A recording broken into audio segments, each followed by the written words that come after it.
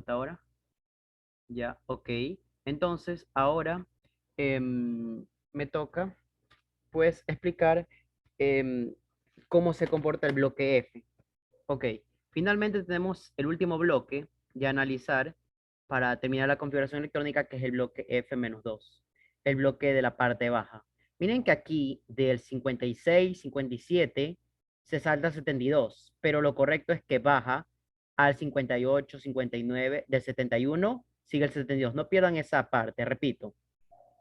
La tabla periódica siempre va el número atómico de manera ascendente de izquierda a derecha y va de uno en uno, 39, 40, 41, etcétera, etcétera. 55, 56, 57 y debería venir el 58. De hecho, el 58 sí está, pero está en la parte baja. Ya, este bloque de acá ya sabemos que es el bloque de transición interna. Son elementos, algunos transuránicos, generalmente algunos sintéticos, ya sabemos. Muy bien, es el bloque F-2. Ok, lo correcto es, aquí se presentan dos casos. Supongamos que un átomo como el de osmio. Vamos a sacar la configuración electrónica del átomo de osmio. ¿Ok? Ustedes dirán, bueno, es un lugar hacia arriba, ganó a la derecha, ¿verdad? Correcto. Sería xenón, la configuración sería xenón, 6s2, pero aquí interesantemente no, el D aquí sería 5D. Aquí mucha gente, bueno, yo siempre pregunto, ¿van a regresar o no? Y la respuesta es sí, hay que bajar del 57, no podemos saltar los 72, hay que bajar al 58, recorrer esto, regresar. Entonces, a lo que regresamos, completamos el D. Yo por eso lo salto. Entonces digo, ok, sería 4F, 1, 2, 3, 4, 5, 6, 7, 8, 9, 10, 11, 12, 13 y 14. 4F14, de hecho siempre es 4F14. ¿Ya? A lo que regresamos contamos el D. D1, D2, D3, D4, D5 y D6. Ok, ahora lo que nos resta es ordenar. Recuerden que siempre va desde el nivel más inferior, en este caso el 4F14, seguido del 5D6 y finalmente el 6S2. Pregunta, ¿hasta ahí se entiende, sí o no? Esa es la configuración electrónica de momento. ¿Hasta ahí se entiende, sí o no? Ya, espero que sí. Ese fue con el osmio. De ahí nos tocaría, por ejemplo, hacer de otro átomo, pero que caiga justo en el bloque F. Ya, por el momento, bueno, será bueno que lo copien, lo traten nuevamente de entender en caso de que no lo hayan entendido. Y vamos con la configuración electrónica de otro átomo. A ver, ¿qué tal si esta vez nos piden la configuración electrónica del wolframio, que está muy cerca? Ya, número atómico 74. De hecho, hay que hacer prácticamente lo mismo, ya, prácticamente lo mismo. Pero vamos haciendo nuevamente eso para recordarlo. Ok, entonces, wolframio, xenón, 6s2, muy bien, con otro color, el rojo, por ejemplo, 6s2. 5D lo dejo vacío porque sé que voy a regresar. 4F, sabemos que aquí vamos a recorrer todo esto, por lo tanto sería 4F14. Y el 5D, 1, 2, 3, 4. Llegamos al wolframio. Ordenamos y ya está. Xenón, 4F14, 5D4 y 6D2. Ah, cierto, les iba a preguntar, ¿hicieron la tarea que mandé ese día?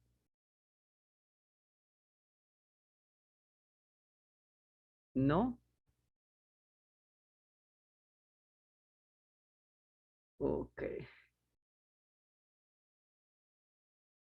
Bueno, entonces, veamos.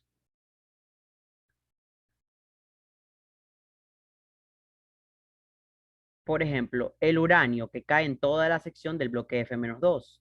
¿Cómo se haría? Pues está en el bloque 7, lugar hacia arriba, ganarle a la derecha. Ranón esta vez sería, ejemplo, uranio 92, 238, 92, 238 de masa. Sería ranón 7s2. Aquí yo sé que voy a quedarme en la parte de abajo, así que 5D, cuento este único paso que di en el D, 5D1. Es obligatorio contarlo, no importa que quede así. 5 de uno. Sería 6, 6 de uno, de hecho, no 5. 6. 7 menos uno es 6. 5F, ahí sí. 5F. 1, 2, 3, 5F3. 5F3. Ok, déjeme escribirlo mejorcito aquí. 5F3, eso parece una S. 5F3. 5F3. Ok, lo ordenamos. Ranón. No importa que algunas casillas queden vacías. Es completamente normal. 4F3. 6D1. Por ejemplo, todo el subnivel D quedó vacío. Solamente hay un lugar lleno. 7S2, pero no hay problema. De hecho, es normal que eso pase. Ok, ya en los... Y es muy normal que esta configuración, insisto, ya en estos bloques ya no es tan precisa, por lo menos vamos a llevarla así en este curso, debido a que es muy básico.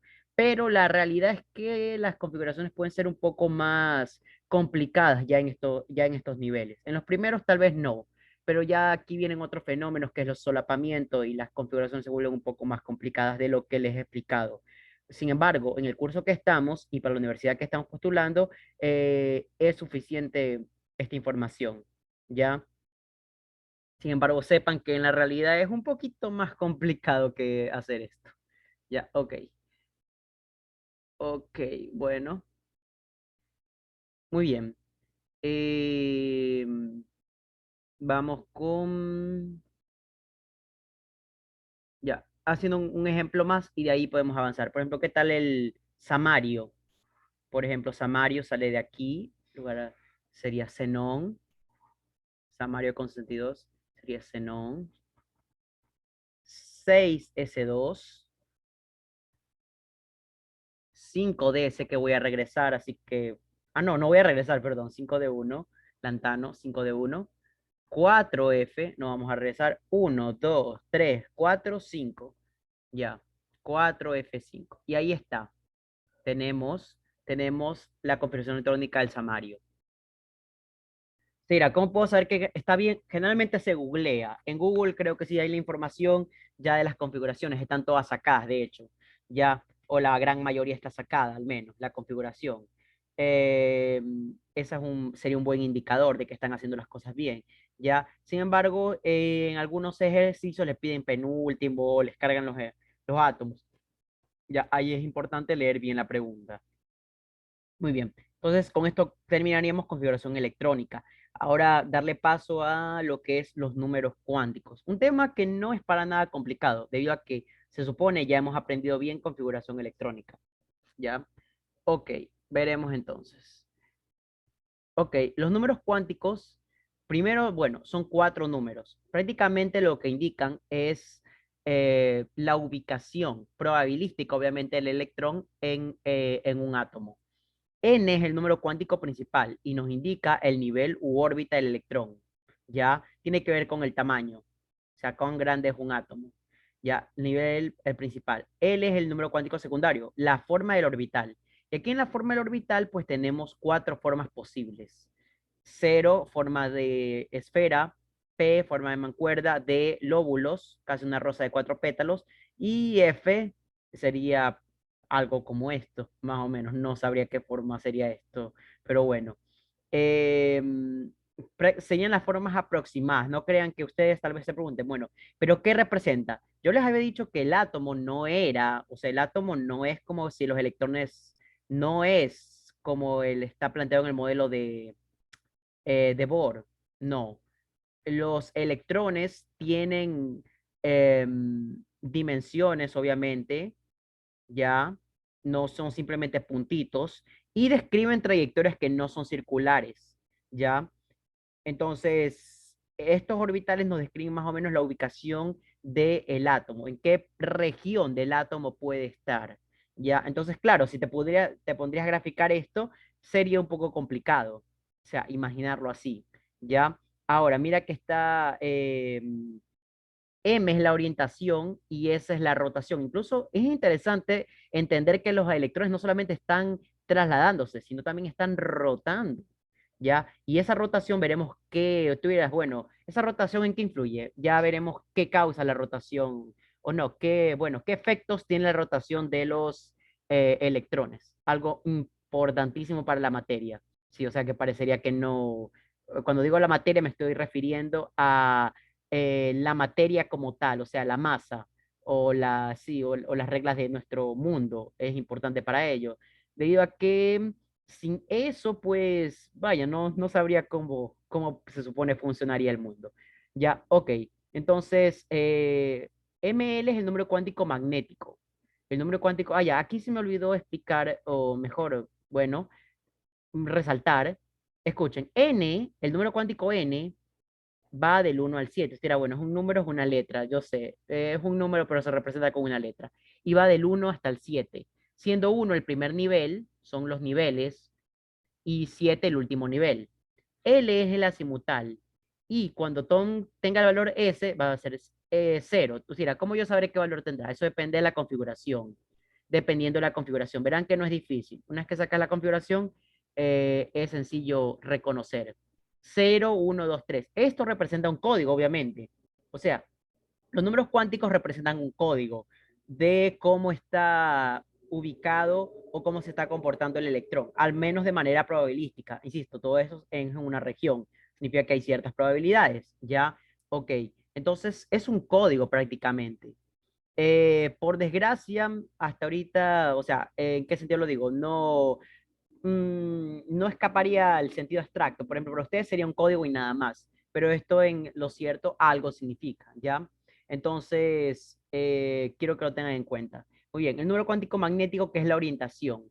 Como les dije, los electrones existen en el espacio, es decir, tienen em, dimensiones. Ponemos Z, X y Y. ¿Ok? Son tres dimensiones. Bueno, nosotros vimos un mundo de cuatro dimensiones. Ustedes dirán, ¿cuál es la cuarta dimensión? El tiempo. ¿Ya? Entonces, tres dimensiones que son perceptibles y una cuarta que es el tiempo. Aunque bueno, algunos dirán, no se les llama dimensiones realmente. Incluso el tiempo, percibirlo como una dimensión es complicado debido a que siempre va para adelante y no podemos hacer nada ni para acelerarlo ni cuestiones por el estilo, ¿ya? Y es difícil de alguna manera nuestra concepción del tiempo. Sin embargo, los electrones, al igual que cualquier otro cuerpo, tiene dimensiones. Eso es lo importante que quiero que resaltar. Entonces, S, orbital P, aquí el número cuántico magnético es ML o simplemente M. Cuando sea S, bueno, esto está representado aquí en gráficos, cuando sea S tiene un solo orbital. Ojo, estos cuadritos le vamos a llamar orbitales. Orbitales. ¿Qué son los orbitales? Las regiones donde se encuentra el electrón, regiones en el átomo. Imagínalo como una especie de espacio, espacio donde se encuentra el átomo. Ese espacio tiene tres dimensiones. Ya, es como si estuvieras en un cuarto y dices, bueno, ¿dónde se encuentra el electrón? Se encuentra entre mi cama y, no sé, mi aparador, ejemplo, ya, o mi cómoda. Ok, entonces ese espacio le llamaremos un orbital, ya, tiene una forma. Obviamente que esa forma dependerá y en algunos casos será una forma que no, estos son formas muy aproximadas, muy estilizadas. En la realidad, estas formas obviamente que no son así, tan estilizadas, ¿ya? Em, esta forma muchas veces no es como algo que podemos ver. Por ejemplo, ¿a qué se parece esto? Tú dirás, no he visto nada que se parezca a esta figura. No sé, sería como una especie de gota y una boya, un plato, no sé, una combinación entre esas cosas, claro, pero no tienes un nombre para esto. No tienes un nombre. Esto le puedes llamar esfera, a esto tal vez mancuerda, pero para esto no tienes un nombre, ya, etcétera, etcétera. Ya, ok, entonces orbitales. S, P, D, F. Miren, cada orbital, el orbital P tiene tres cuadritos. Cada orbital aloja dos electrones. Siempre uno hacia arriba y uno hacia abajo. Siempre cada orbital aloja dos electrones. ¿Ok? Y ahí viene nuestro último número cuántico, el ms o el spin. Ya, me gustaría que lo copien esta parte aquí, que lo copien porque es fundamental, muy fundamental. Ya, y de ahí viene el número cuántico spin. Ojo, que no solamente los electrones se están girando, sino que están rotando. O sea, tienen movimientos rotatorios, lo cual hace su trayectoria extremadamente complicada. ¿Ya? Muy bien.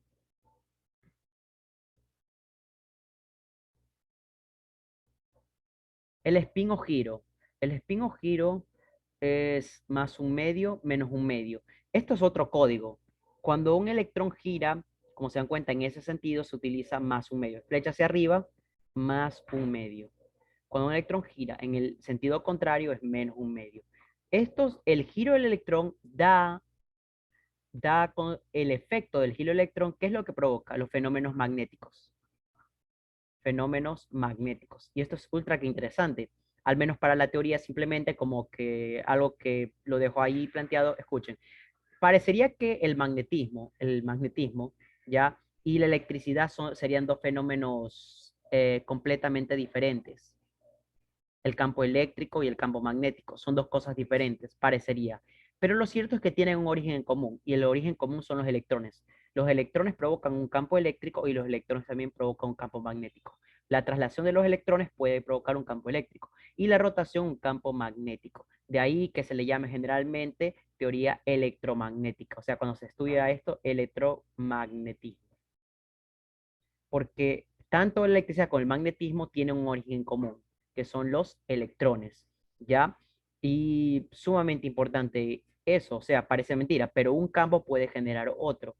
Eso, cuando, bueno, se hizo ese descubrimiento, fue increíble, que un campo eléctrico puede generar un campo magnético y viceversa. Un campo magnético puede generar un campo eléctrico inducido, ¿ya?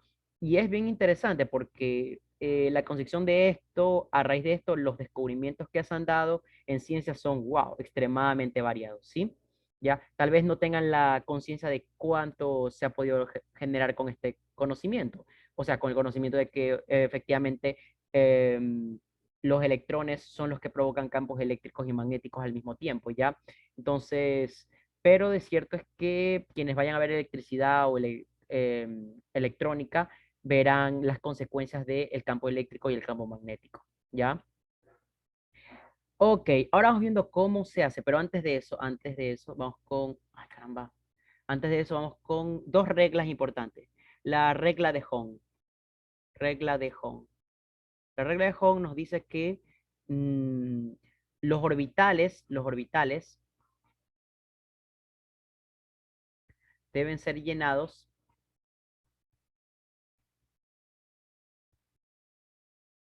de electrones con spin positivo, de electrones con spin positivo, con spin positivo. Ya sabemos que es el número spin positivo. Ahora, eso significa que cuando tú tienes un orbital, ejemplo como este, no es que empiezas a llenar así, arriba abajo. Eso sería incorrecto. No puedes llenar arriba abajo. Lo que dice Hong, que es lo correcto hacer, es que tú llenes todos primero los orbitales vacíos con spin positivo. Con spin positivo. Eso sí es verdad, eso sí es correcto. Siempre, cada electrón va en un orbital con spin positivo. Y la regla de Pauli, que dice que dos electrones no pueden tener el mismo spin en un orbital.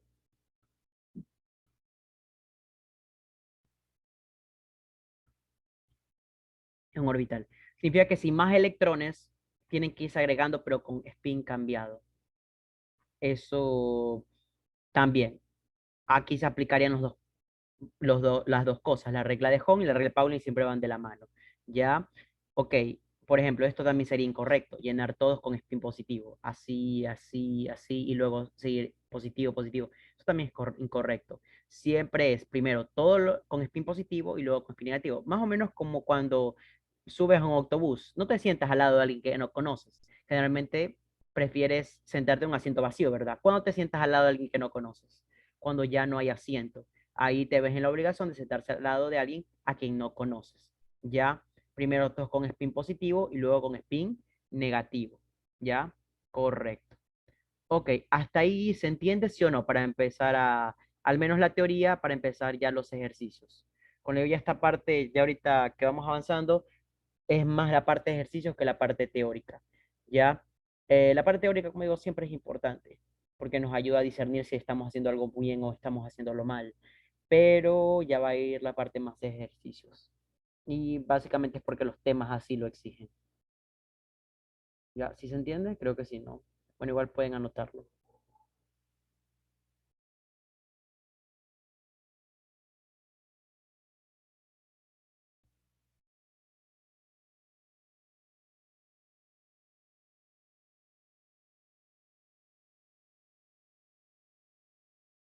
Ok, entonces escriba los números cuánticos del último electrón de azufre 1632. Sacamos primero la configuración electrónica. Bueno, neón, esta vez ya lo hago rápido porque supone que ya saben sacar la configuración. 3s2, 3p, sería 4, ¿sí o no? Ahora solo me fijo en la última parte. Solo esto es importante para mí, la última parte. N va a valer 3. ¿Por qué? Porque cayó en el tercer nivel. Como cayó en el subnivel P, miren que el último es el P y no el S, entonces mi L vale 1. ¿Está claro? Ok. Ahora ML. Como cayó en P, son 3 cuadritos. Si revisan las anotaciones, verán que en P son 3 cuadritos. Entonces, serían los 3 primeros pasajeros, ojo, son 4 pasajeros. Los 3 primeros van hacia arriba y el último hacia abajo. ¿Por qué? Por la regla de Hom, 3 primeros hacia arriba y el último ya no le queda otro remedio que ir hacia abajo. Cayó en -1. El ML es en -1. ¿Y el MS es con qué spin ha caído? Pues el MS, como el último cayó hacia abajo, es -1/2. Hasta ahí se entiende y ahí están los 4 números cuánticos. Muy bien, pueden volver a repasar estas ideas, pero la pregunta es, ¿se entiende sí o no? Ya, ahí está igual a colores para que puedan, eh, digamos, discernirlo de una u otra manera.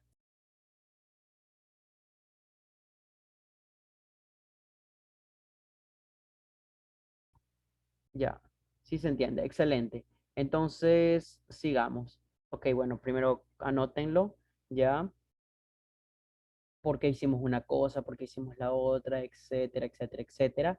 Ya, el código y prácticamente eso es lo que nos van a preguntar en un examen. ¿Cuáles son los números cuánticos que escojamos? ¿Cuál es el código correcto? ¿Ya?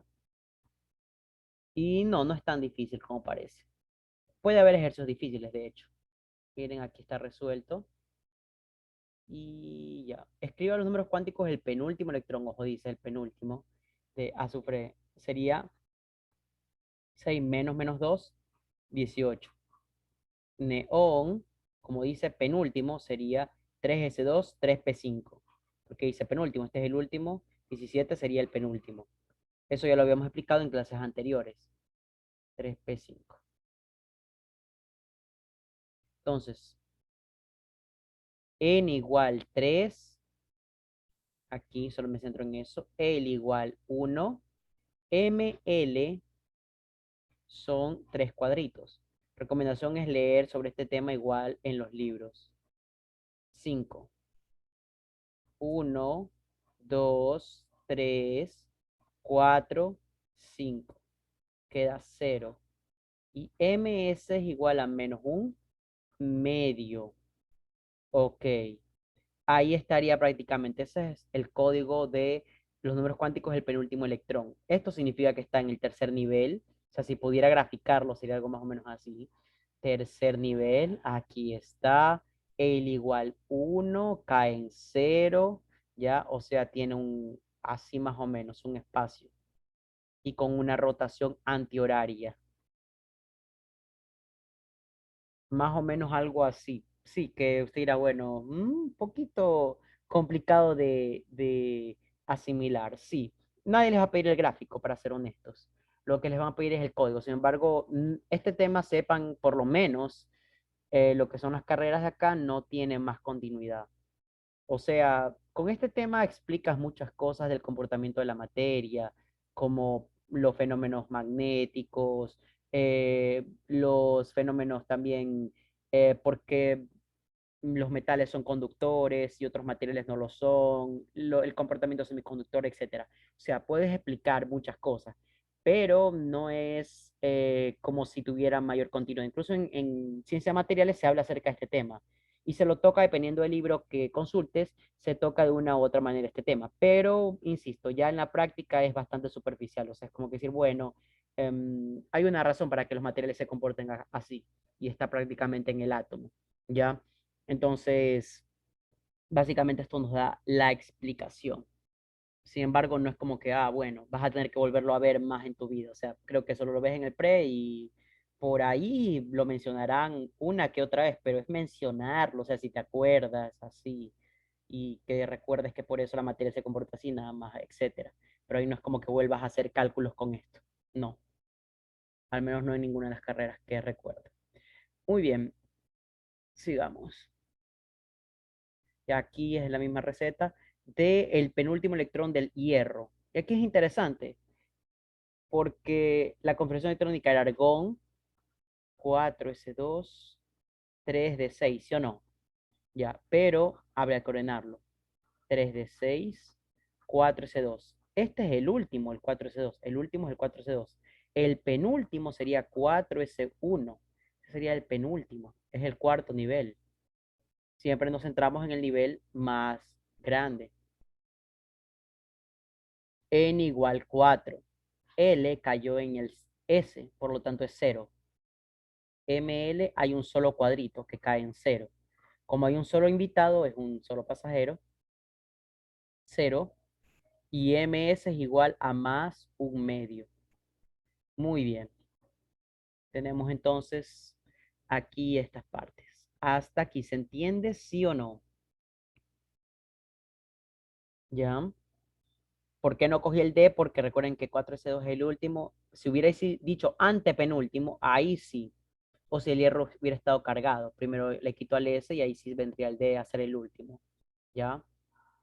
Entonces, importantes estas cuestiones. Vamos a ver ejercicios donde de alguna manera nos piden cuestiones como estas.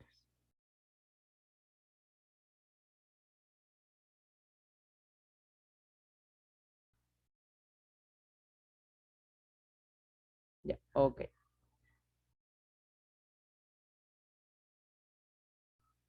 Ok, miran aquí prácticamente. Escribe la conversión electrónica. Este es bastante interesante. El penúltimo electrón de el hierro más 2.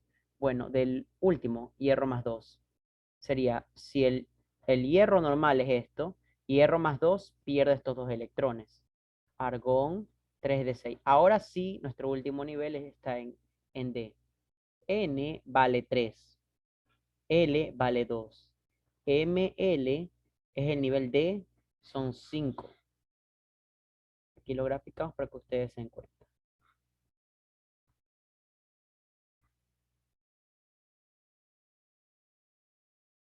1, 2, 3, 4, 5, 6.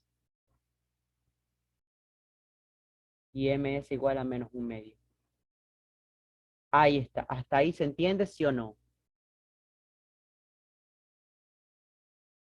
Hola. Bueno, espero que no se me haya dejado escuchar la voz. De todas maneras, porque me dice mi conexión es un poco inestable según esto. Pero bueno, espero que hasta aquí lo estén entendiendo. ¿Ya? ¿Sí se entiende hasta ahí? Yo creo que sí, ¿verdad? Ok, ya. Entonces, por favor, anótenlo. Es sumamente importante que entiendan cada una de estas partes.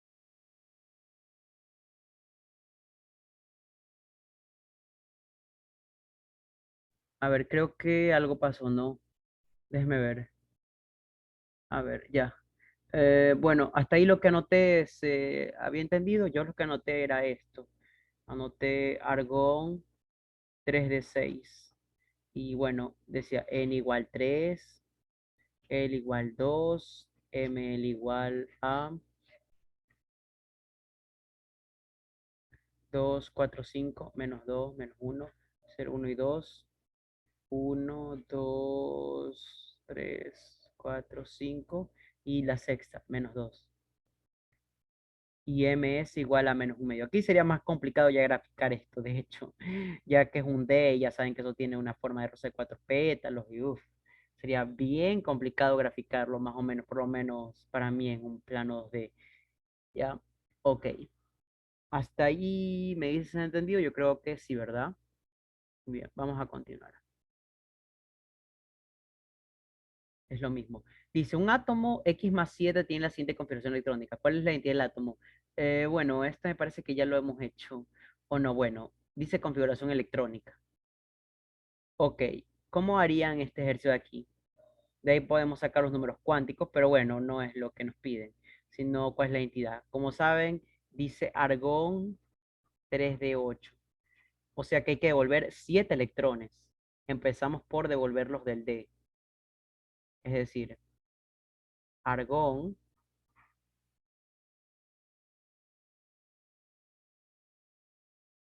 perdón, los del S, 4S2, ahora sí los del D, 3D10, llevo 4, me faltan 3, 4P3. ¿Quién cae en 4P3? Es el arsénico. El arsénico cae en 4P3, literal D es la respuesta correcta. ¿Ya? Recuerden que aquí es devolver 7 electrones. Primero los del S se devuelven, luego los del D y ahí viene el P. 4P3, devolví 4 aquí, 2 al S, 2 al D, me faltan 3, 4P3 es arsénico. Vemos que en la tabla es el arsénico. Igual lo pueden consultar, ya más o menos tienen la teoría de cómo hacer estos ejercicios. Ya, aquí está prácticamente, bueno, con la tabla. Lo que hice nuevamente fue esto. 3 de 8 aquí, devuelvo los del S, 4S2 recordar, ya 3D, devolví 2 10 1 2 3 7, entonces sería arsénico, literal D, respuesta correcta. Bien, de ahí, bueno, vamos a practicar ejercicios tipo examen, ¿ya? Una pregunta, ¿ya les han dicho cuándo ingresarán a... ¿Diferencia en el átomo todavía no? Eso es después de, aunque es un capítulo, muy interesante ese tema. Uf, si llego a terminar 4 capítulos, sería interesantísimo. ¿Ya les han dicho cuándo ingresarán a la universidad o no? Que era en junio. En junio. Wow, no puede ser. Bueno, sí puede ser. Todo mayo tenemos que, para explicar cosas. Ok, todo mayo. Y aprender a formular más que todo. Mayo para aprender a formular y esas cosas. En serio, que es lo que más me tarda en explicar. Así que no, no es como que no quiera, sino que es una ventaja. Ya, aquí no hay ningún ejercicio. Aquí hay uno. Dice, determine los 4 números cuánticos. ¿Ah? Y sería intensivo. Ah, bueno, es que de ley el pre siempre es intensivo. De hecho, no conozco cuando el pre no hay. Solo, a ver, supone que en matemáticas tú veías al inicio 6 capítulos, pero eso, bueno, no fue cuando comenzó la escuela, obviamente. Eso fue hace mucho tiempo. Fue por los años, o la década al menos de los 2000, creo. Los 2000, claro, yo hice el pre por el 2007, ajá. En la década de los 2000, eh, el pre se hacía en 3 materias, simplemente matemática, física y química. Y matemáticas era del primero al sexto capítulo, nada más. Y adentro te explicaban en cálculo diferencial. Pero creo que más atrás la historia era diferente, creo que igual daban todos los capítulos. Parece que algo había pasado, sí, porque cálculo uno se llamó cálculo diferencial ahora, y ahora nuevamente se llama cálculo, ahora vuelta cambió el nombre, cálculo una variable, donde ya te enseña a derivar e integrar. Antes solamente era derivadas. Entonces, sí, parece que no es como que... Hubo un tiempo en donde creo que el pre fue el más fácil, creo, pero convengamos que casi siempre los pre son intensivos y difíciles. Pero hubo un tiempo, tal vez el que yo viví, tal vez digo, no lo sé, porque tendría que compararlo. O sea, sé que hay un pasado del cual no conozco, pero sé que era más intensivo que, que lo que yo viví. Eso según cuentan las experiencias, las anécdotas que uno ya con el preuniversitario, el SPOL, al menos, chuzo, ibas a otra universidad y era súper que fácil, ¿ya? Porque ya habías visto, incluso conocías más que un estudiante de primer año. Era interesante, ya no el SPOL mismo, sino de otra universidad, ¿ok? Entonces, sí, básicamente, supongo que la década que viví yo era uno de los ingresos más fáciles, supongo, pero también habría que ver la estadística de ingreso. Supongo, también recuerdo que nos habían dicho en ese momento, cuando yo ingresé, que las estadísticas de ingreso iban en aumento en comparación con años anteriores o décadas anteriores. Entonces supongo, no sé si la tasa de ingreso habrá ahorita en la década de los 2010, ya estamos en la década del 2020. La década de los 2020 es que recién empieza, de hecho. No sé si la tasa será más alta y o más baja. Eso también depende en cierta medida de el, vaya, el examen de educación superior. también depende de eso, porque no todas las personas alcanzan cupo. Y muchas de las que alcanzan cupo realmente no querían estudiar esa carrera. Y cuando se dan cuenta de cómo es el pre-SPOL, dicen, no, yo no me voy a tragar 5 años esto. O sea, mucha gente deja, o sea, mucha gente hace la mala decisión de decir, ok, eso yo les decía a muchos estudiantes en la carrera o en el EAES, no escojan segundas carreras que no van a estudiar, que sabes que no vas a estudiar. Ya, por ejemplo, si tú sabes que no vas a estudiar enfermería, no pongas enfermería en segunda opción, porque el sistema, si el sistema te da cubo para eso, ya te quedaste sin cubo para las demás cosas, así de simple. Ya, entonces mucha gente pone ingeniería para ver si alcanza o alcanza el cubo, pero de casualidad. Y de casualidad alcanzó el cubo para ingeniería y le dan ese cupo y no para otra carrera que era realmente su prioridad. Entonces, si para no quedarme sin estudiar, estudio esa cosa que no quiero o que no me va a gustar. Y sucede, mucha gente abandona la carrera, ¿sí? O sea, en el pre se da cuenta lo intensivo que es. Desgraciadamente eso pasa. Ya, dice, de la especie química A más 3 28. Recordemos que nosotros siempre debemos hacer caso al número atómico, nunca al número de masa. El número atómico es 28, siempre es el menor. Entonces, 28, vamos a la tabla periódica. Ok, sí, tabla periódica. Bueno, en este caso, tendría que ponerlo de manera, vaya, en una hoja o sobrescrito, pero 28 es la configuración electrónica del níquel. Déjenme ver la tabla periódica. A ver, déjenme ver la tabla periódica. Es la del níquel. Déjenme ver si estoy en lo correcto.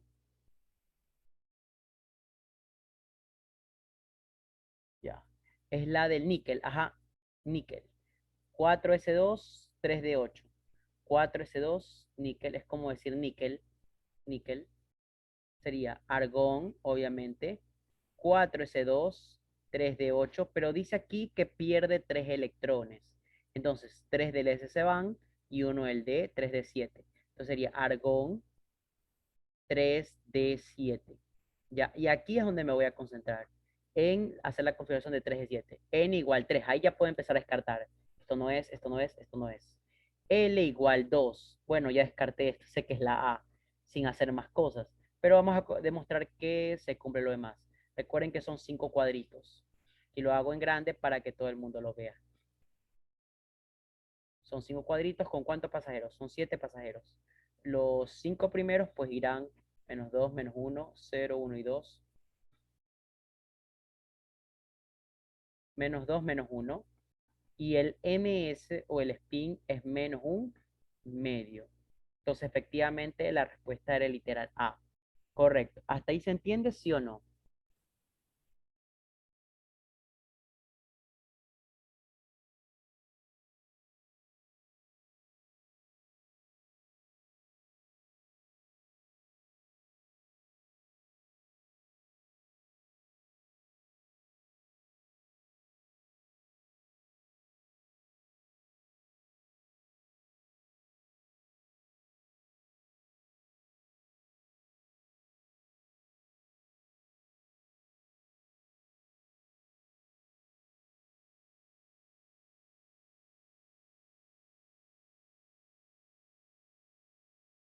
Ok, sí se entiende así. Y ahora que recuerdo, creo que la década de 2010 fue la mejor para ingresar, porque ahí el pre en pre-A y pre-B. O sea, pre-A es si no sabías nada, pero nada, literal, estabas en cero, pero tenías posibilidades de pasar. O sea, te enseñaban cosas muy básicas. En el pre-B ya te metían un poquito más de presión, pero ya estabas como que acostumbrándote, aclimatándote, y podrías pasar un año en pre, literalmente, pero al menos pasaba, ¿sí me explico? Mira, un año haciendo pre, sí, literal. Creo que fue la mejor época para entrar en sentido de que, ok, aunque te demorabas más, era más sencillo. Debido a que obviamente se dividía el contenido y eso hacía que dieras más exámenes, más oportunidades, etcétera, etcétera. ¿Ya? Entonces, supongo que la década del 2010 tal vez fue la mejor para ingresar después, las del 2010. Hasta cierto punto, obviamente, ya con la salida de Correa y luego la reformulación de varias cosas.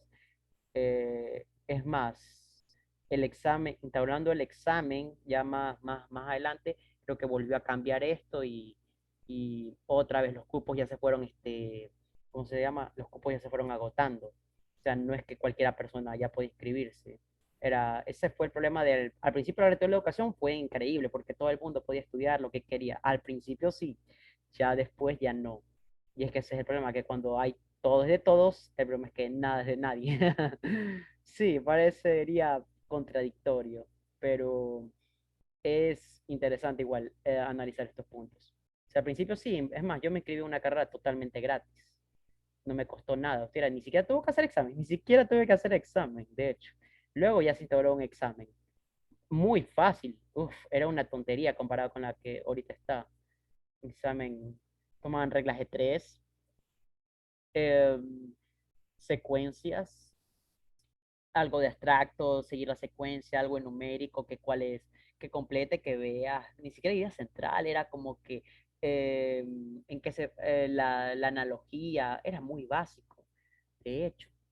Ya era una buena época para aprovecharla. Una época que, debo decirlo honestamente, no la aproveché como debía haberlo hecho. Pero bueno, también hay que entender el contexto en que estaba y era un poco complicado ver las cosas, más que todo si nadie te orienta. Identifique la afirmación incorrecta de las aseveraciones expuestas a continuación sobre los números cuánticos. Los cuatro números cuánticos del último electrón del selenio son, veamos si eso es cierto. El selenio en la tabla periódica, el selenio es número atómico 34. Número atómico 34. Selenio, número atómico 34. ¿Ya? Sería argón 4s2, 3d10, 4p4. N vale 4, estamos de acuerdo. L vale 1. Son 4 pasajeros, menos uno solo y uno. 2, 3, 4. Exacto. Y finalmente, más un medio. Esto está mal. Esto está mal. Porque es menos un medio. El último pasajero cae hacia abajo, si se dan cuenta. Menos un medio. Por lo tanto, el literal A es la incorrecta. ¿Mm? El último electrón del átomo de litio muestra cuarto azimutal el átomo de indio. Déjenme ver. Déjenme ver. El átomo de indio, 49. 49. Ya, 49 cae en, déjame ver, 49, 5p1. Termina en 5p1. 5p1. Ay, caramba. 5p1. El último electrón azimutal. No es menos 1, el azimutal es 1. Cae en p. Así que la B tampoco debe ser la correcta aquí a lo mejor. La correcta, porque hay dos incorrectas. El último electrón del átomo de oro presenta un número cuántico magnético de más 1. Ya no lo creo. O sea, el oro, si hacemos la configuración electrónica, déjame ver, es xenón 6s2 5d9 4f14 obviamente, ¿ya? Pero aquí recuerden que 1s el oro es especial, 1s pasa el D. Sería 6s1 5d10. El magnético ms que sale de aquí sería 0 porque cayó en S, así que no sería más 1. El último electrón del átomo de carbono presenta un número cuántico magnético de 0. Carbono, silicio, germanio, esto es verdad. Dirá, bueno, ¿cómo saberlo? El carbono, el silicio y el germanio, ambos terminan siempre en P, en P2. Este sería 2p2, este 3, este 4p2, ¿ya? Pero dice el magnético, o sea, M es ML, ML. Entonces termina en P2, siempre son dos cuadritos, tres cuadritos, 1, 2. Termina en 0, menos 1, 0 y 1, ¿ya? Entonces es ML aquí, no ML. Ya, es verdadero. Los números cuánticos se establecen para tener la ubicación de los electrones en los átomos, en el en los átomos, bueno, de alguna manera, pero una ubicación probabilística, de alguna manera. Es una ubicación más bien probabilística. Ok, ahí pueden copiar, igual hacer nuevamente este ejercicio, ya, y tratar de entenderlo. Porque aquí es verdadero, porque miren, que independientemente de que fuera 2, 3 o 4p, siempre termina en 2p2, haciendo que el ml solo tenga dos flechitas y termine en 0. Solo preguntan por el magnético, no preguntan por los otros números cuánticos. Por lo tanto, ahí es verdadero. Ya, y dicen sí terminaron de anotarlo para continuar.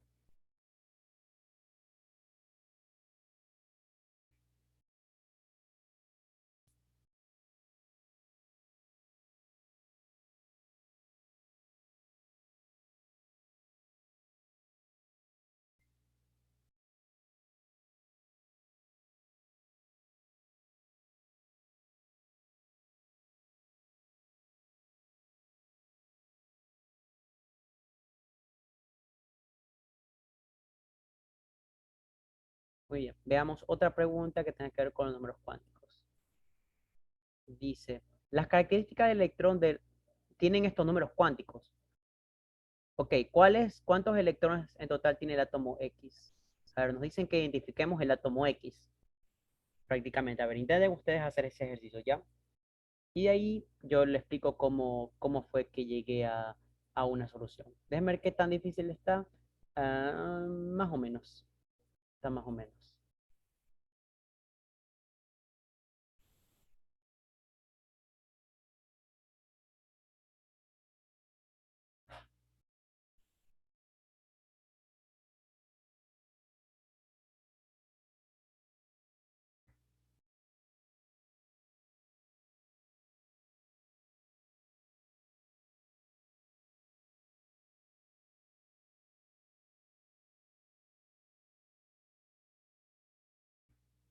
Sería de la siguiente manera.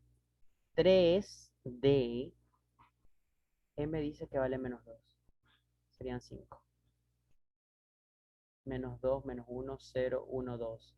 Bueno, y con spin positivo, o sea, sería 3D1. 3D1. ¿Quién cae en 3D1? ¿Quién cae en 3D1? Vamos a la tabla periódica. En 3D1 cae el escandio con 21 electrones. Cae el escandio con 21, no de número atómico, y por lo tanto 21 electrones. Literal B es la respuesta correcta. 21. Le salió el escandio. Miren que hice exactamente lo que aquí me dice. ¿Ya?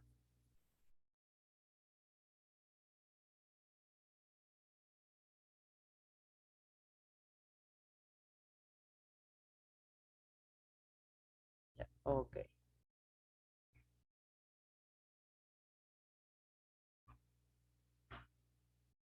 Ya. Vamos con un ejercicio más de esta parte. Y vemos divergencias. Bueno, por el momento para explicarlo aquí, eh, al menos me parece muy bueno. Dice, identifique los cuatro números cuánticos del antepenúltimo electrón del bario. Ujú. Antepenúltimo electrón del bario. Eso es interesante. A ver, identifique cuáles son los cuatro números cuánticos del antepenúltimo electrón del bario. Son exámenes de ingreso. Pueden haber, ahorita como son clases online, la dificultad ha aumentado. De hecho, creo que es uno de los periodos más dificultosos para ingresar a la FOL, la década del 2020, los 2020.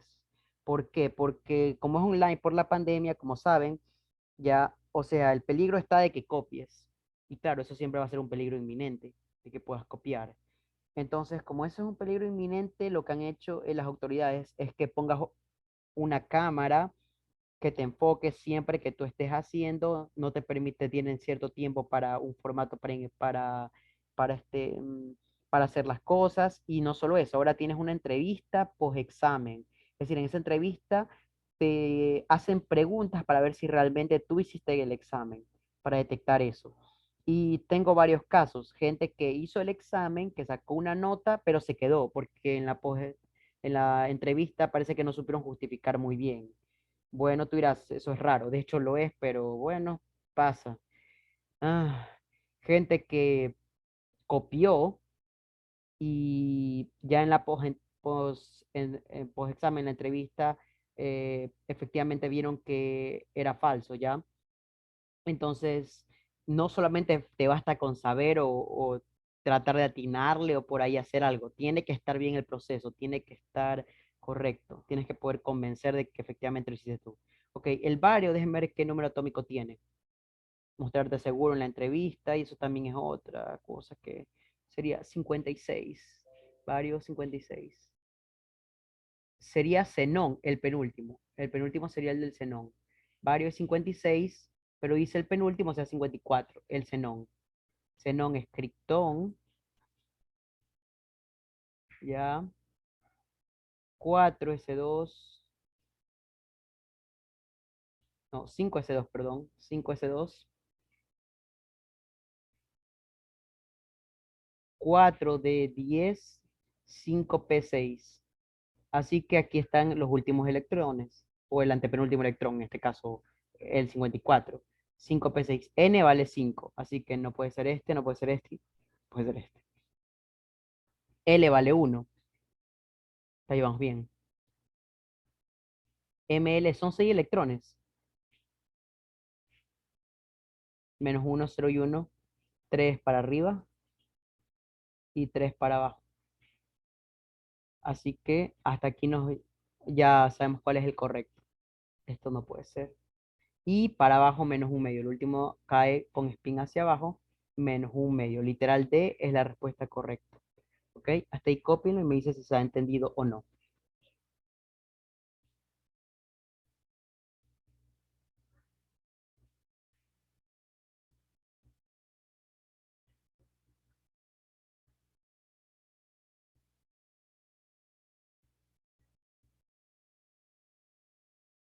Ya. Ok,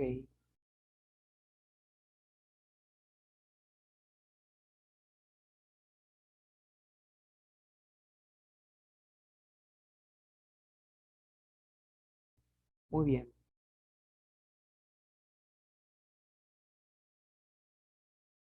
Ya, entonces con esta información ya podemos pasar yo creo al siguiente tema.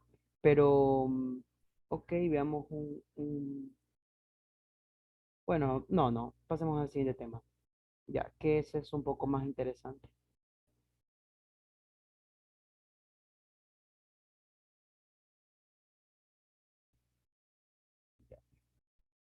Ahora vamos viendo lo que se llaman las divergencias en el átomo. A ver, aquí está, divergencias en el átomo.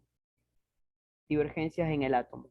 Ok, los primeros son los isótopos. Si recuerdan que yo les había dicho en la teoría atómica que no todos los átomos de un mismo elemento son iguales, pues eso es cierto, debido a que existen los isótopos. Átomos con el mismo número atómico, pero diferente masa atómica. Es decir, que el hidrógeno tiene dos isótopos más. O sea, aparte del hidrógeno 1,1, que es el que ustedes conocen, hay hidrógeno 2,1, hidrógeno 3,1.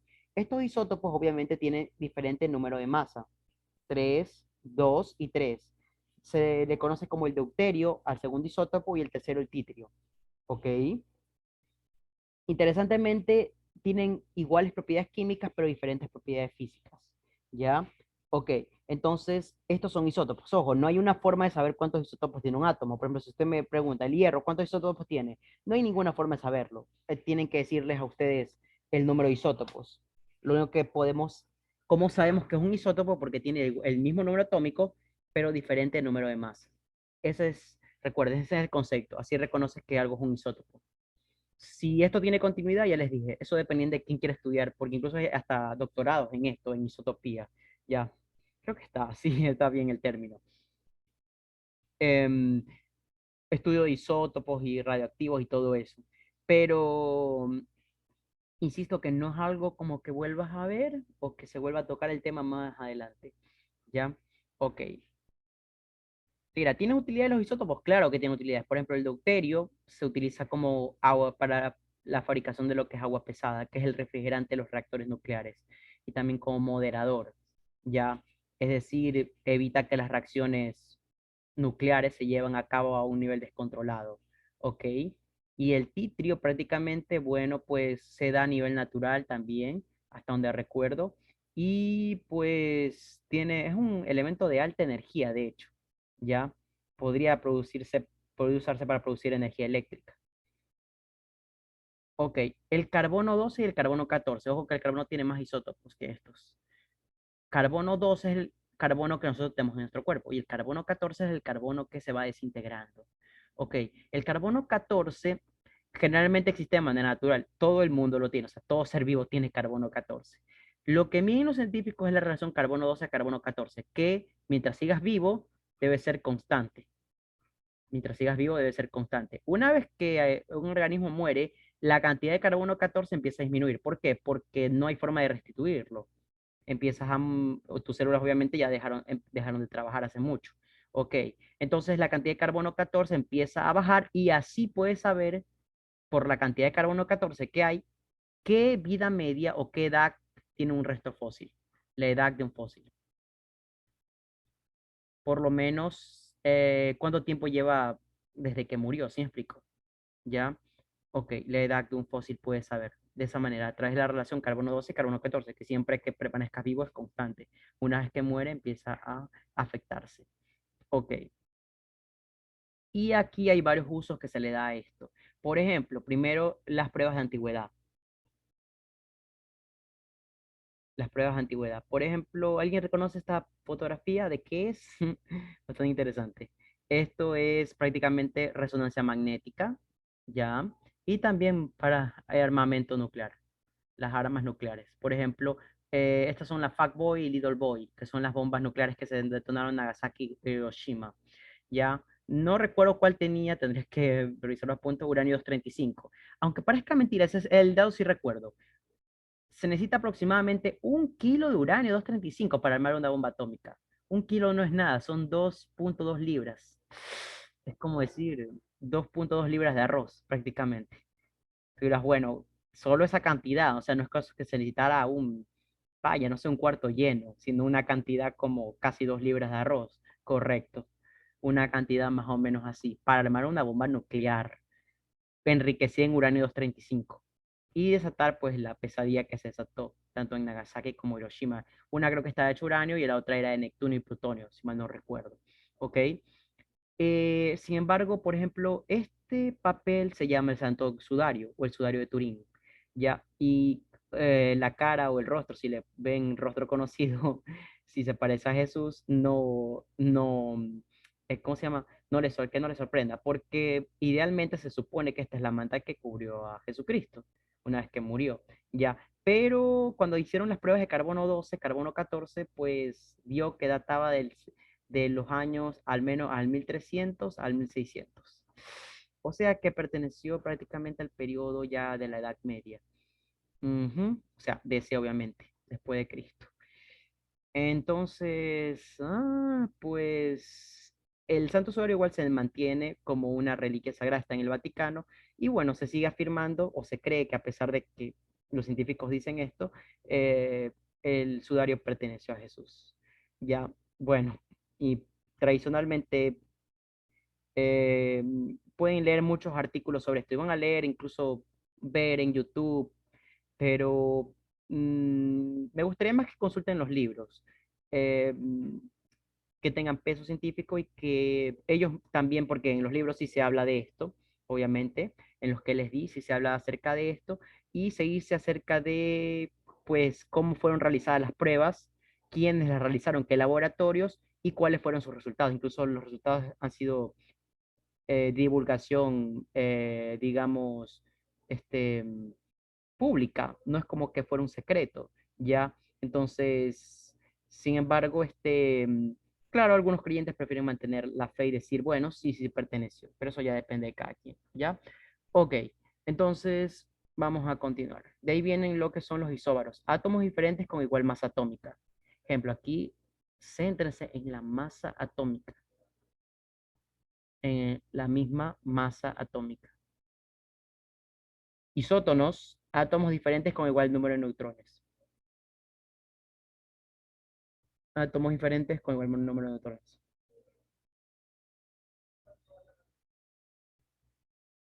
20. El número de neutrones, miren que en este caso es 20, 20 coincide. Estos se llaman isótonos. Isóbaros, isótonos. Ya solo nos falta un tipo de divergencia, nada más. Hasta ahí lo pueden copiar y vamos al último tipo de divergencia.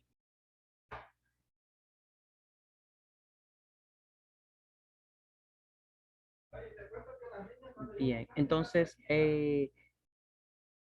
isoelectrónicos, átomos diferentes con igual número de electrones. Recordemos la fórmula, electrones igual a protones menos la carga. Ay, caramba. Entonces, veamos, aquí, ¿cuántos electrones hay? Está claro que son 18. Y aquí también son 18. Como tienen igual número de electrones, a esto se lo suele llamar isoelectrónicos. Ok, recordemos los conceptos. Isótopos igual protones, P de protones. Isótonos igual neutrones, la N de neutrones. Isóbaros igual masa, isóbaros. Isoelectrónicos, la misma palabra lo dice, los mismos números de electrones. ¿Ya? ¿Ok? Entonces, hasta ahí creo que se entiende, ¿sí o no? Ya.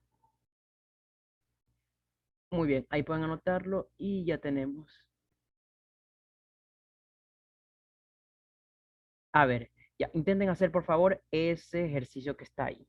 Mientras yo, bueno, tengo que pues disculpen un ratito, no, no es que me voy a ir. Voy a dejar ahí la pantalla para que ustedes puedan compartir, perdón, completar y entonces ya lo hago un ratito.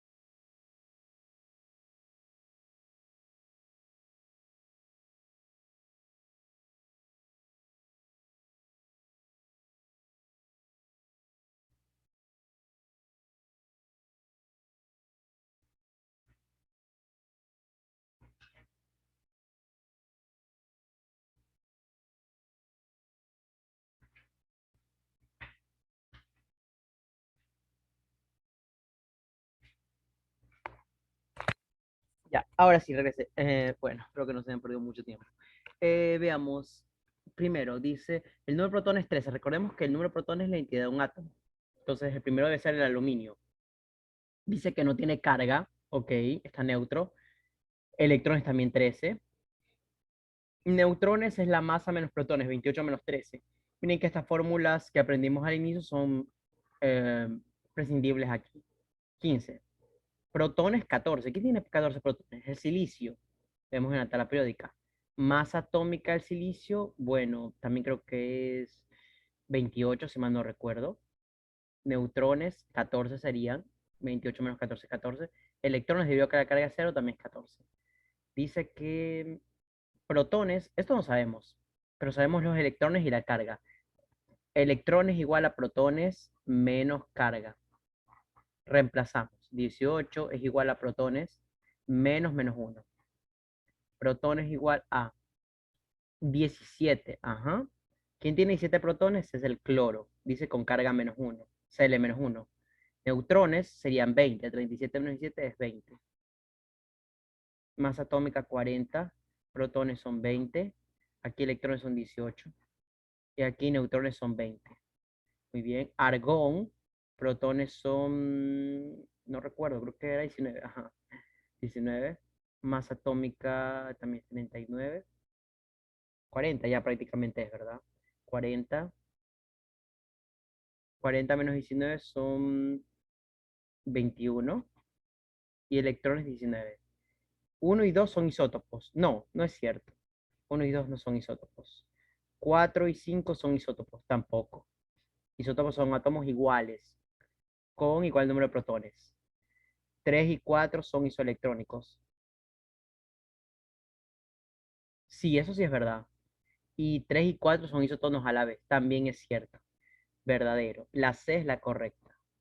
4 y 5 son isótopos. No, no es cierto. Son isótopos, ¿no? ¿Ya?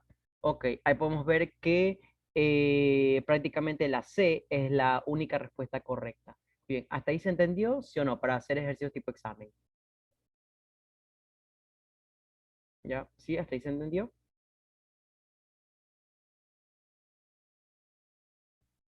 Ya pueden copiarlo. Como digo, si alguien quiere puede leer el tema de lo que es isótopos, para qué se usan. O sea, hay bastantes usos. Es más, me sorprende los usos que les han dado a los isótopos, desde cosas que parecerían salidas de de ciencia ficción, como por ejemplo saber la originalidad de una pieza de arte, literalmente. O sea, tú dirás, pero ¿cómo funciona?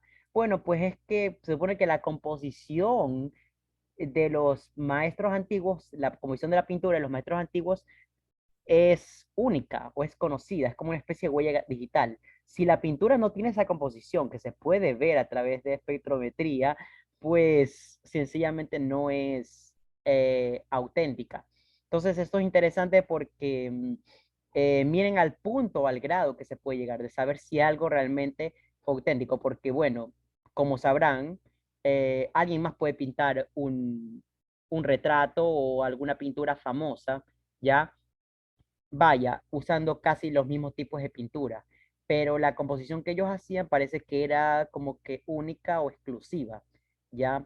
Entonces, bueno, si alguien supiera la composición y tratara de imitarlo con todo, pues creo, no sé hasta qué punto se podría, porque igual tendríamos las otras pruebas que el momento en que el papel fue fabricado, los átomos de carbono y todo eso. O sea, mm, sería bastante complicado hacer una muy buena imitación, ¿ya?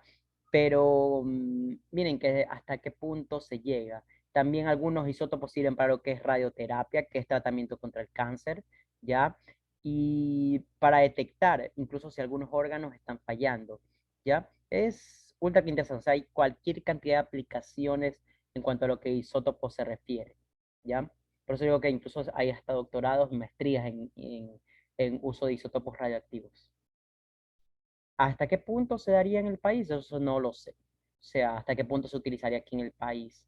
Pero bueno, otros países al menos sí le dan un muy buen uso. Como saben, bueno, eso depende de cada país. No es que solamente aquí las cosas no marchan como deberían. De hecho, en otros países también se dan incidentes o cosas que aquí no se dan, ya, o que no las vemos como muy normal. Todo depende también de la cultura, la generación que esté, uf, un sinnúmero de cosas. O sea, no es como que, el país perfecto es solamente, o los países perfectos están en la parte de Europa, o los nórdicos. No, también allá llueve, hace frío, la gente llora, sangra, se ríe. O sea, también hay seres humanos de ese lado del charco y también cometen equivocaciones. Claro, en menor medida tal vez que en nuestros países, pero, insisto, siguen siendo seres humanos, ¿ya? Ok. Las atómicas relativas, vamos la última clase. Bueno, no la última clase, perdón, la siguiente clase. Para la siguiente clase solo dejo y ya estaría.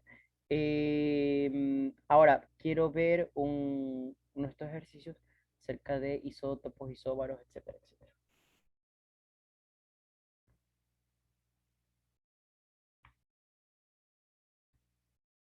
Ya ya lo hicimos, de hecho.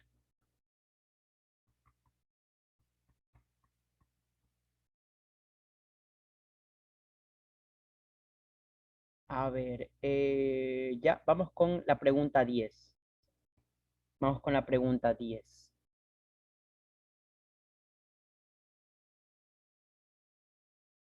Dice, los átomos IB representan las siguientes características: número de protones y número de neutrones, electrones. Como la carga es cero, el número de electrones tiene que ser el mismo. El número de masa es protones más neutrones, 32. Número de electrones, número de masa, número de neutrones. Ahí sabemos que los neutrones es igual a la masa menos los protones. Entonces los protones es igual a la masa menos los neutrones. 45, 79 menos 45. 79 menos 45.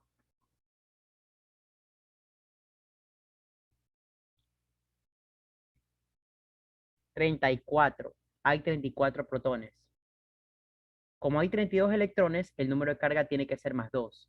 Obviamente hay 2 protones más que electrones. Tiene que ser positivo. El átomo A tiene 6 electrones, pues es cierto, pero dice la incorrecta. El átomo B tiene 34 protones, también es verdad. El número de masa de A es 32. De hecho, es verdad. El átomo B tiene carga total más 3, no, más 2. Esta es la incorrecta, la D. El átomo B tiene diferente número. Esto es verdad. diferente número de electrones y protones, ¿ya? Lo que hace que obviamente esté cargado.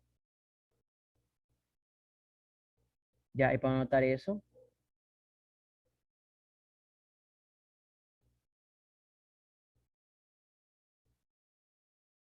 ya, ok, veamos si tenemos,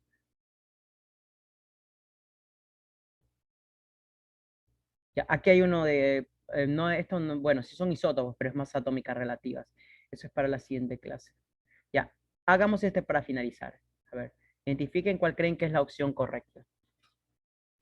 Son isoelectrónicos, son isóbaros, son isótopos, etcétera, etcétera, etcétera. Esto generalmente suelen preguntarlo así en exámenes, ¿ya? Tal y como se plantea ahí. El objetivo, como siempre, es que ustedes puedan aprender y que cada cosa la internalicen.